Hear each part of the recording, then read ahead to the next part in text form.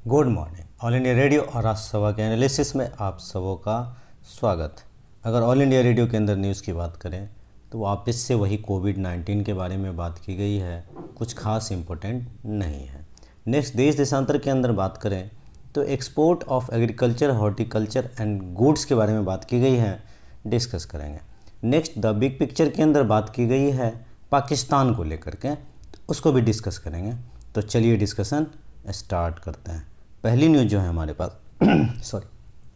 पहली न्यूज़ जो है हमारे पास वो यहाँ पर क्या है कि एक्सपोर्ट को बढ़ाने के लिए ये जो कॉमर्स मिनिस्ट्री है से संबंधित एक पार्लियामेंट स्टैंडिंग कमेटी एक बिठाया गया था। पार्लियामेंट स्टैंडिंग कमेटी के अध्यक्ष राज्यसभा सांसद विजय साई रेड्डी ने राज्यसभा के सभापति एम.के. वेंकैया नायडू को कृषि और सामुद्रिक उत्पादों, बागवानी फसलों, हल्दी तथा नारियल, देखो क्या क्या टर्म है। बागवानी फसल जो यहाँ पर है उसमें हल्दी है, नारियल रेशा का निर्यात है, को किस तरह से आगे बढ़ाया जाए, निर्यात पर संसदीय स्थायी समिति की रिपोर्ट सौंपी गई है।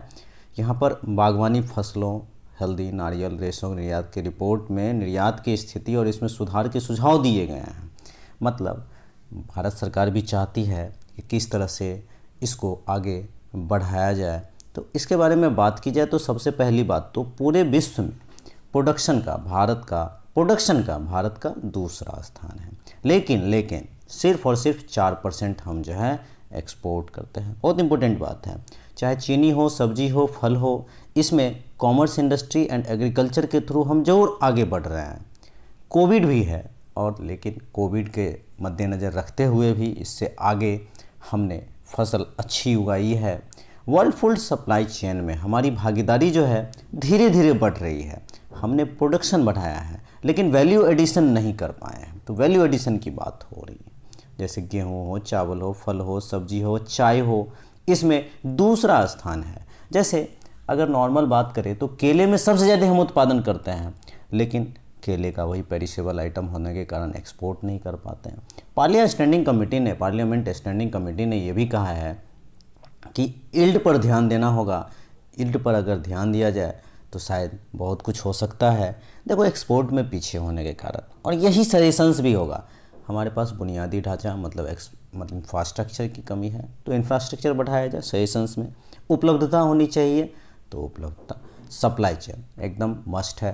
क्वालिटी तो बिना तो आपका सामान जा ही नहीं सकता है। जैसे कि बासमती राइस का नाम सुनते ही पूरा यूरोपियन यूनियन जो है, मतलब पूरा वर्ल्ड जो है सो भारत का के बारे में जानता है, बासमती राइस के बारे में। लेकिन ईयू ने अभी कुछ पेस्टिसाइड्स को लेकर के कुछ सवाल उठाए हैं। तो यहाँ पर कुछ आरोप लग रहे हैं, जैसे यूएसए भी कुछ चीज़ें मना करता है। गाँव से शहर को जोड़ना होगा और जिला डिस्ट्रिक्ट में राज्य स्तर पर समितियां बनाई जा रही हैं और इसको जोड़कर एक सूत्री कार्यक्रम के जरिए इसको लाया जा रहा है एक साथ। आपको याद होगा 1 लाख करोड़ रुपया एग्रीकल्चर मिनिस्ट्री को दिया गया है इंफ्रास्ट्रक्चर निर्माण करने के लिए, जिसमें कि वेयर हाउस वगैरह है। एपीएमसी एक्ट में जो है सो सुधार जो हुआ है, अमेंडमेंट जो हुआ है। लॉकडाउन में भी हमने निर्यात किया है। कॉफ़ी और मसाला बोर्ड जो है इसमें भी रिफॉर्म की ज़रूरत है। इस तरह की भी बात कही गई है। 1 डिस्ट्रिक्ट 1 क्रॉप की जो बात करते हैं, इस पर भी ध्यान देने की। और पूरे विश्व में अगर ऑर्गेनिक चाहिए सामान कोई भी, तो सिक्किम का नाम जो है सबसे पहले आता है और वहीं एक मॉडल है, पूरे विश्व को बताता है। अब देखो एक फार्मर प्रोड्यूसर ऑर्गेनाइजेशन बनाने की बात कही गई है 10,000 के आसपास। तो एक अच्छा स्टेप, फार्मर प्रोड्यूसर ऑर्गेनाइजेशन, मतलब जो है सो फार्मर्स को और प्रोड्यूसर को दोनों को एक जगह इकट्ठा करके जोड़ेगा।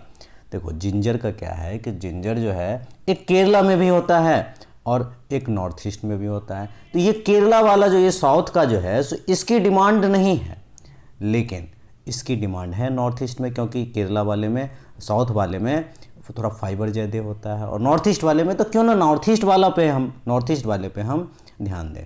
एक सजेशंस इसके अंदर बहुत अच्छा लगा था मुझे कि ब्रांड प्रमोशन पे ध्यान देना चाहिए। ब्रांड प्रमोशन जैसे बाकी कंट्री में भी बहुत सारी चीज़, जैसे और भी कोई उत्पाद, ड्रग्स, कॉस्मेटिक वगैरह होते हैं, सॉफ्ट ड्रिंक होते हैं, सब ऐड तो होते हैं इतने बड़े बड़े, तो इसका भी ऐड होना चाहिए। और दूसरा जो मुझे सबसे अच्छा लगा था इसके अंदर सजेशंस, हमारी जो एम्बेसी है हर कंट्री में, हर जगह, उनको पता चलना चाहिए, वो ध्यान देना चाहिए उनको कि वहाँ पे कौन सी चीज़ की क्या टेंडर निकल रही है, तो वो हमारे भारत सरकार को बता सकते हैं कि ये इस तरह का ऐसा किया जाए तो आगे हम अच्छा एक्सपोर्ट कर सकते हैं।